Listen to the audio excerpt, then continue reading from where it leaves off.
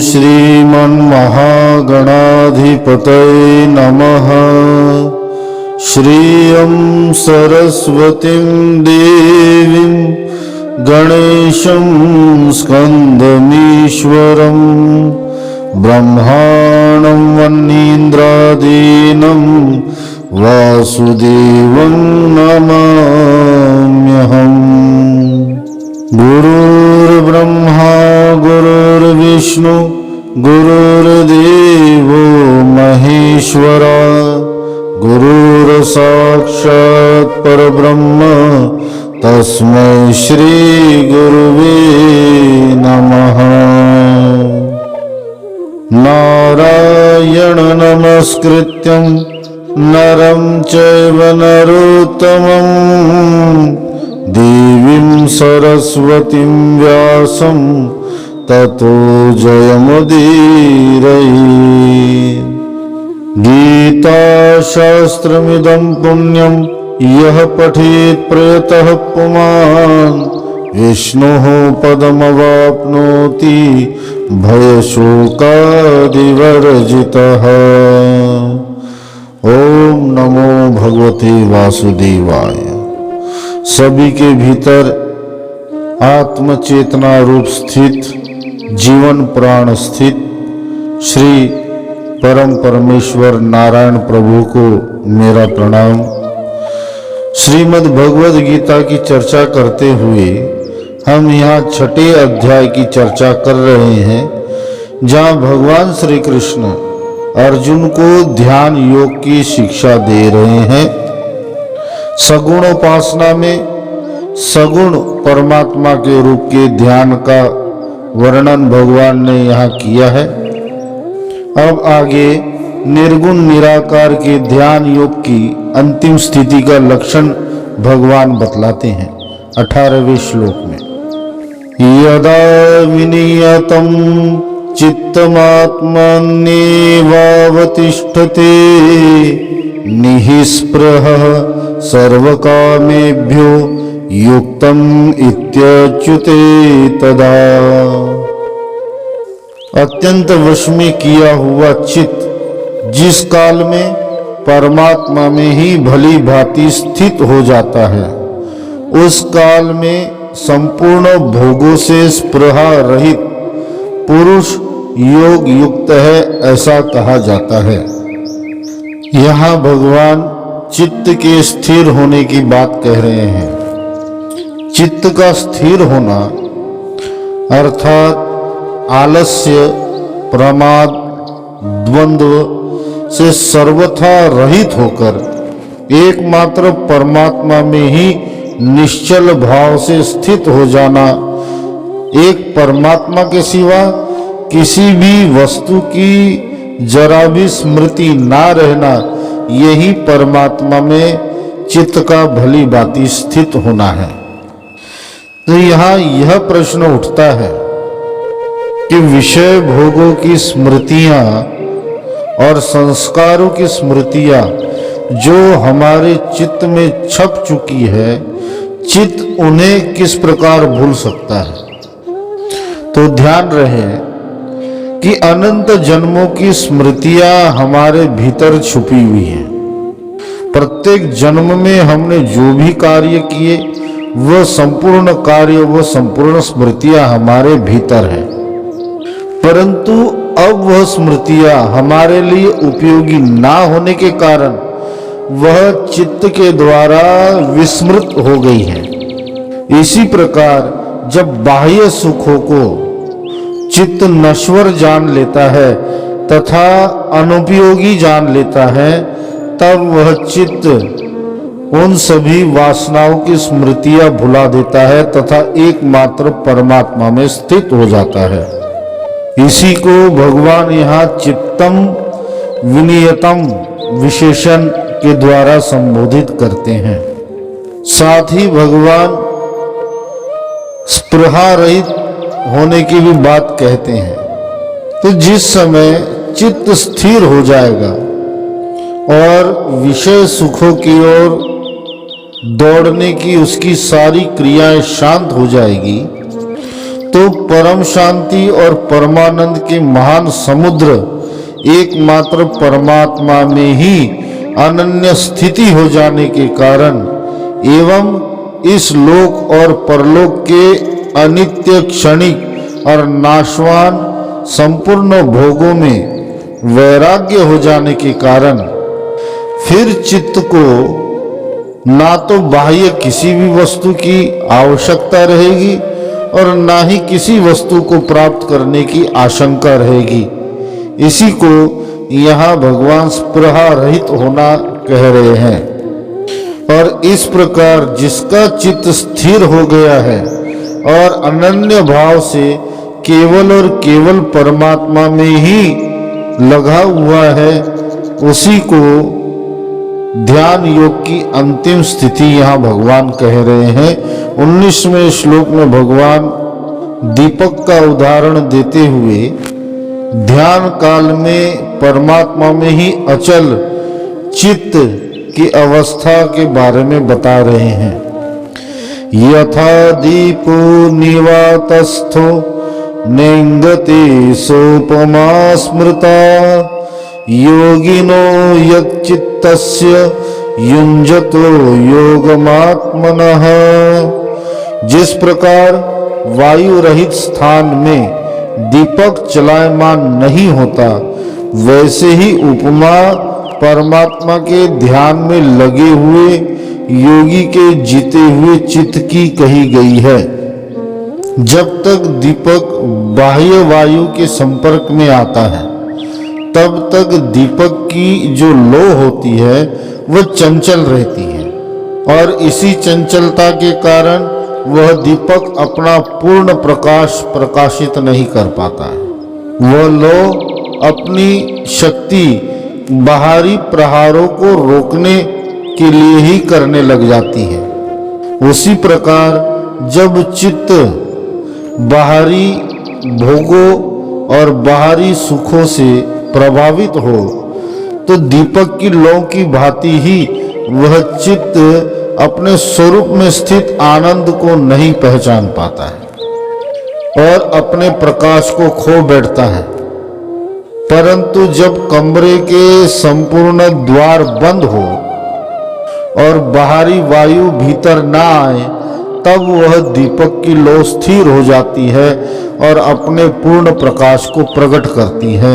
इसी प्रकार जब यह 9 द्वारों वाले मानव शरीर के संपूर्ण द्वार तथा इंद्रियों के द्वार जब हमारे बंद हो जाते हैं, यहाँ इंद्रियों के द्वार बंद होना अर्थात इंद्रियों की क्रियाओं का बंद होना नहीं है। इंद्रियां तो अपना कर्म क्रिया करती रहेगी। इंद्रियों में अपने कर्तापन का अभाव होना ही इंद्रियों के द्वार को बंद करना है। और जिस समय ऐसा हो जाता है, इंद्रियों के द्वार चित्त के लिए बंद हो जाते हैं और तब कोई भी बाहरी विषय, बाहरी सुख उस चित्त को प्रभावित नहीं करती। तब चित्त स्थिर हो जाता है और अपने में स्थित प्रकाश को पूर्णतया प्रकट करने लग जाता है और प्रकाशमान हो जाता है। जीता हुआ चित्त ही इसी प्रकार परमात्मा के स्वरूप में अचल ठहर सकता है। जिसका चित्त वश में नहीं है, अर्थात इंद्रियों के द्वार जिसके खुले हुए हैं, ऐसा चित्त कभी भी स्थिर नहीं हो सकता। इसी बात को भगवान यहाँ कह रहे हैं। यहाँ उपर्युक्त 2 श्लोकों में भगवान ने ध्यान योग की अंतिम स्थिति को प्राप्त हुए पुरुष के लक्षण तथा चित्त के लक्षण बताए हैं। अब आगे भगवान ध्यान योग द्वारा सच्चिदानंद परमात्मा को प्राप्त हुई पुरुष की स्थिति का वर्णन कर रहे हैं। 20वें श्लोक में भगवान कहते हैं, यत्रो परमते चित्तम निरुद्धम योग सेवया यत्र चैवात्मनात्मानं पश्यन्न नात्मनि तुष्यति योग के अभ्यास से निरुद्ध चित्त जिस अवस्था में उपराम हो जाता है और जिस अवस्था में परमात्मा के ध्यान से शुद्ध हुई सूक्ष्म बुद्धि द्वारा परमात्मा को साक्षात करता हुआ सच्चिदानंद घन परमात्मा में ही संतुष्ट रहता है। यहाँ भगवान चित्त की उपराम हो जाने की बात कह रहे हैं। पहले तो हमें यह चित्त समझना आवश्यक है। यह चित्त है क्या और चित्त को किसकी खोज रहती है? तो यूं समझना चाहिए, चित्त हमारी आत्मा के अत्यंत निकटतम होता है अथवा आत्मा का स्वरूप ही माना जाता है, जिसे चेतना भी कहते हैं। आत्मा आनंद रूप होने के कारण, सुख रूप, परम सुख रूप होने के कारण चित्त सदैव सुखों की ओर आकर्षित होता है। जब तक हम बाह्य विषयों में सुख मानते रहेंगे तो हमारा चित्त उन सुखों की ओर सदा ही दौड़ लगाता रहेगा। चित्त का दौड़ना ही मन समझना चाहिए और चित्त का स्थिर हो जाना आत्मा। सुख की खोज में दौड़ता हुआ चित्त जब एक विषय में सुख ढूंढता है और उसे सुख नहीं प्राप्त होता, तब वह दूसरे सुख की ओर अग्रसर होता है और दूसरे विषयों में सुख को ढूंढता रहता है।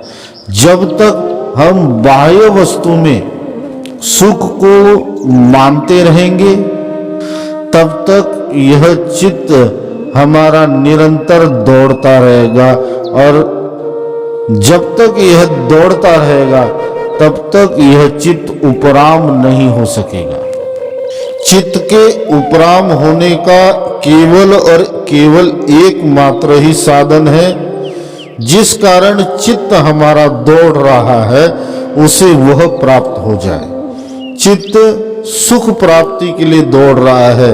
यदि हमारे चित्त में यह बात बैठ जाए कि परम सुख का, परम आनंद का स्रोत क्या है, वह परम आनंद का स्रोत आत्मा रूप से हमारे भीतर ही है, जब यह बात चित्त में भली प्रकार बैठ जाए, उसी समय चित्त की सारी दौड़ समाप्त हो जाती है और चित्त बाहरी विषयों, बाहरी दौड़ से उपराम हो जाता है और स्थिर हो जाता है। और जिस समय ऐसा घटित हो गया कि चित्त उपराम हो गया और स्थिर हो गया, उसी समय संसार से वह सर्वथा उपरत हो जाता है। फिर ऐसे साधक के अंतःकरण में संसार के लिए कोई स्थान ही नहीं रह जाता। लोक दृष्टि में तो वह संपूर्ण कार्य करता रहता है, इसलिए देखने वालों में, उसमें, ऐसे साधक में सुख दुख की अनुभूति हो सकती है, परंतु वास्तव में ऐसे साधक का संसार से कुछ भी संबंध शेष नहीं रहता। यही उसके चित्त का सदा के लिए संसार से उपरत हो जाना है। और जब साधक यह पाता है कि भीतर जो अनंत सुख है, अनंत आकाश है, ऐसा आनंद है जो कभी भी समाप्त नहीं होगा, तो जब आनंद का खजाना ही जिसके हाथ लग गया हो, तो फिर वो छोटे मोटे आनंद, छोटे मोटे सुखों की प्रतीति के पीछे क्यों दौड़ेगा? यदि जिसने अमृत पान कर लिया हो तो उसे जल के द्वारा अपनी प्यास बुझाने का प्रयोजन ही नहीं रहेगा। उसी प्रकार परमात्मा और परम शांति के समुद्र परमात्मा का साक्षात्कार हो जाने पर योगी सदा सर्वदा उसी आनंद में संतुष्ट रहता है।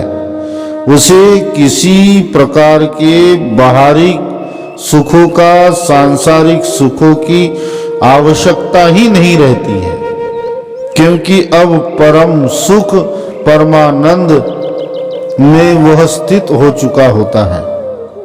साथ ही साथ भगवान यहाँ परमात्मा के ध्यान से शुद्ध हुई सूक्ष्म बुद्धि के बारे में भी कह रहे हैं। मनोविज्ञान यह कहता है कि बारंबार एक ही वस्तु का, एक ही भाव का निरंतर चिंतन करते रहने से वह भाव व्यक्ति में दृढ़ हो जाता है। यदि कोई भय का सतत चिंतन करता है तो वह इतना भयग्रस्त हो जाता है कि उसे संसार की प्रत्येक वस्तुओं से, यहाँ तक कि अपनी परछाई से भी भय लगने लग जाता है। यदि कोई निडरता का भाव अपने आप को शक्तिशाली मानकर उसका सतत चिंतन करने लगता है तो उसका भय आश्चर्यजनक रूप से संपूर्ण समाप्त हो जाता है। इसलिए निराकार तत्व के ध्यान के लिए यह आवश्यक है कि बुद्धि के द्वारा सतत यह विचार करना चाहिए, यह चिंतन करना चाहिए कि सर्वत्र वो पूर्ण ब्रह्म परमात्मा की ही सत्ता है, उसके सिवा कोई वस्तु है ही नहीं, केवल एकमात्र वही परिपूर्ण है। उसका यह ज्ञान भी उसी को है, क्योंकि वही ज्ञान रूप परमात्मा है, वही अनंत है, वही सत्य है, सनातन है। वह परमात्मा निर्विकार है, संपूर्ण विकारों से रहित है, असीम है, जिसे किसी भी सीमा में नहीं बांधा जा सकता, अपार है, जिसका पार हम इंद्रियों द्वारा नहीं पा सकते, अनंत है। मन, बुद्धि, अहंकार, दृश्य जगत और अदृश्य जगत सब उसी ब्रह्म में आरोपित है। वह ब्रह्म ही संपूर्ण आनंदमय है, आनंद का सागर है। उस ब्रह्म को कोई भी पूर्णतया वर्णन नहीं कर सकता, इसलिए वह ब्रह्म शब्दातीत भी है। इस प्रकार बुद्धि के द्वारा सतत चिंतन और मनन करते रहने पर धारणा दृढ़ हो जाती है, और जब धारणा दृढ़ हो जाती है उसी के पश्चात ध्यान घटित होता है, और गहन ध्यान ही समाधि अवस्था को प्राप्त होता है। इस प्रकार नित्य नियमित ध्यान करते करते अपनी और संसार की समस्त सत्ता जब ब्रह्म से अभिन्न हो जाती है, जब सभी कुछ परमानंद और परम शांति स्वरूप ब्रह्म बन जाता है, प्रत्येक स्थिति में, प्रत्येक दिशा में, प्रत्येक भाव में केवल और केवल वो परब्रह्म परमात्मा ही रहता है, तब साधक को परमात्मा के वास्तविक स्वरूप का साक्षात्कार सहज ही हो जाता है। 21वें श्लोक में भगवान कहते हैं, सुखमात्यंतिकम यदद्बुद्धिग्राह्यमतीन्द्रियं वेत्ति यत्र न चैवायं स्थितश्चलति तत्वतः। इंद्रियों से अतीत केवल शुद्ध हुई सूक्ष्म बुद्धि द्वारा ग्रहण करने योग्य जो अनंत आनंद है, उसको जिस अवस्था में अनुभव करता है और जिस अवस्था में स्थित यह योगी परमात्मा के स्वरूप से विचलित होता ही नहीं। यहाँ भगवान सुख के साथ 3 विशेषण पदों का प्रयोग कर रहे, आत्यांतिकम, अतीन्द्रियम तथा बुद्धिग्राह्यम। आत्यांतिकम सुख अर्थात वह सुख जो सांसारिक सुखों की भांति नश्वर नहीं है, जो अनित्य नहीं है, जो बदलने वाला सुख नहीं है, जो सुख दुखों को उत्पन्न करने वाला नहीं है, सांसारिक सुख जब आता है तब वह समाप्त भी हो जाता है तथा अपने साथ अनेक दुखों को भी ले आता है, परंतु परमात्मा का सुख अनंत, स्थिर और संपूर्ण दुखों से मुक्त रहता है, सदा ही एक रस रहता है। इसे ही आत्यंतिकम विशेषण के द्वारा भगवान कहते हैं।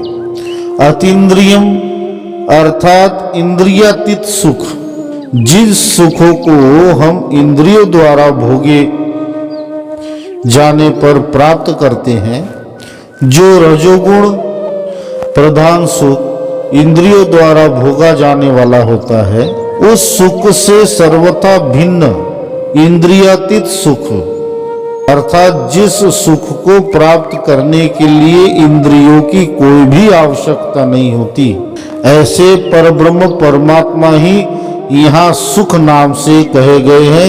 इसलिए अतीन्द्रिय पद का भगवान यहाँ प्रयोग करते हैं। तीसरे, हमारी बुद्धि वहीं तक पहुंच सकती है जहां तक माया का विस्तार है, परंतु परब्रह्म परमात्मा माया के विस्तार से बाहर है।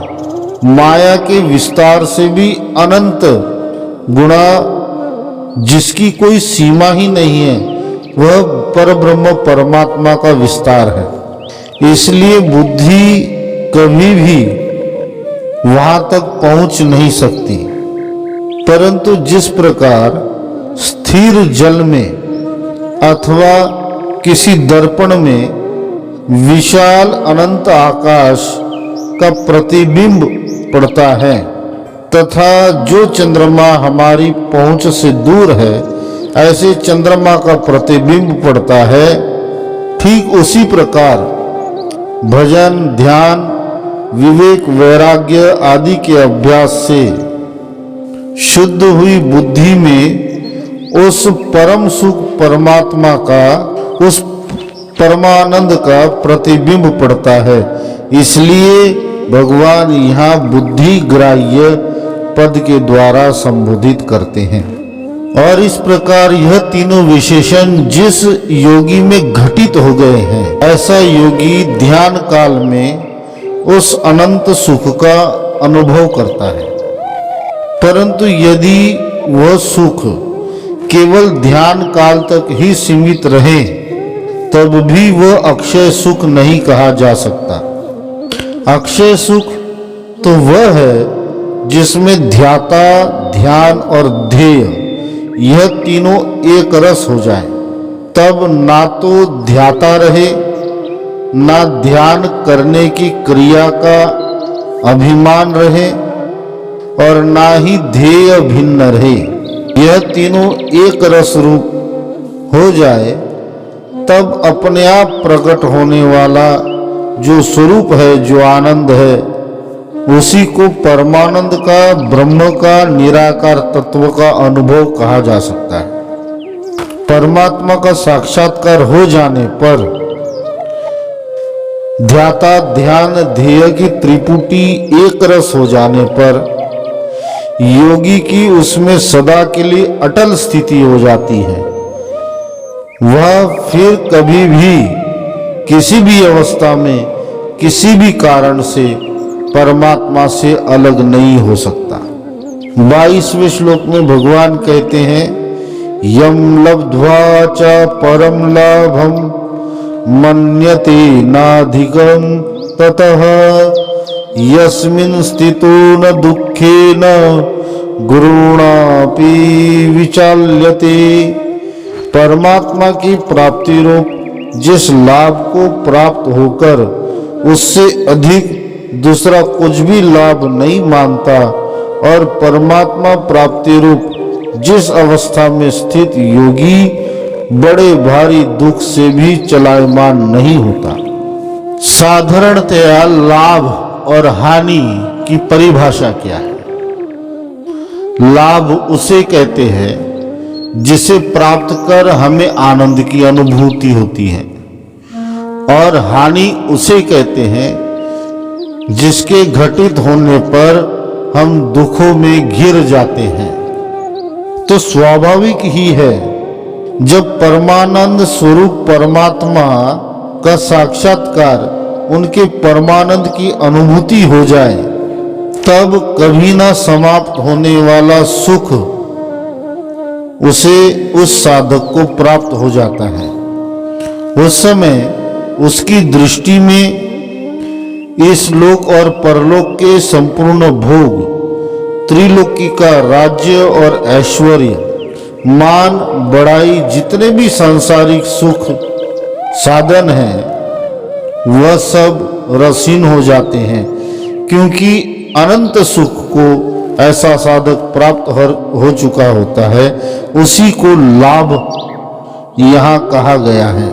और जब ऐसा साधक जिसने अनंत सुख को प्राप्त कर लिया है, तब बाह्य अवस्था में, बाहरी तौर पर चाहे जितना भी बड़ा दुख उसके सन्मुख आ जाए, वह दुख उसे तनिक भी प्रभावित नहीं करता।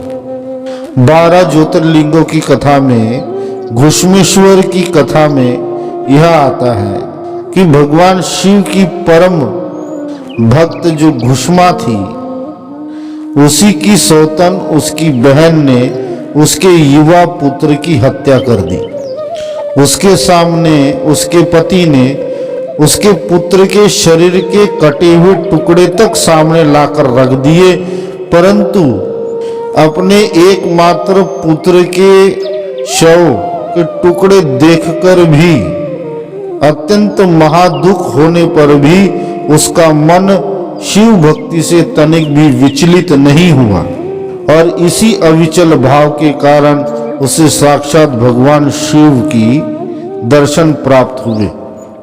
इसी बात को यहाँ भगवान कहते हैं कि जिसने उस परम आनंद को प्राप्त कर लिया है, तो बाह्य बड़े से बड़ा दुख भी उसके चित्त को प्रभावित नहीं कर सकता।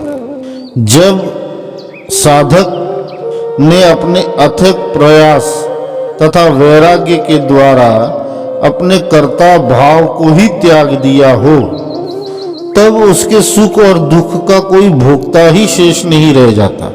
इसी कारण उसे कोई भी द्वंद्व, शीत उष्ण, मान अपमान, स्तुति निंदा, सुख दुख, कोई भी उसको प्रभावित नहीं करते। उसके अंतःकरण में कभी किसी भी अवस्था में, किसी भी प्रकार, किसी भी कारण तनिक भी विकार नहीं उत्पन्न होता। ऐसे साधक की परमात्मा में अटल स्थिति ज्यों की त्यों बनी रहती है। ओम नमो भगवते वासुदेवाय। हरि ओम तत्सत, हरि ओम तत्सत, हरि ओम तत्सत।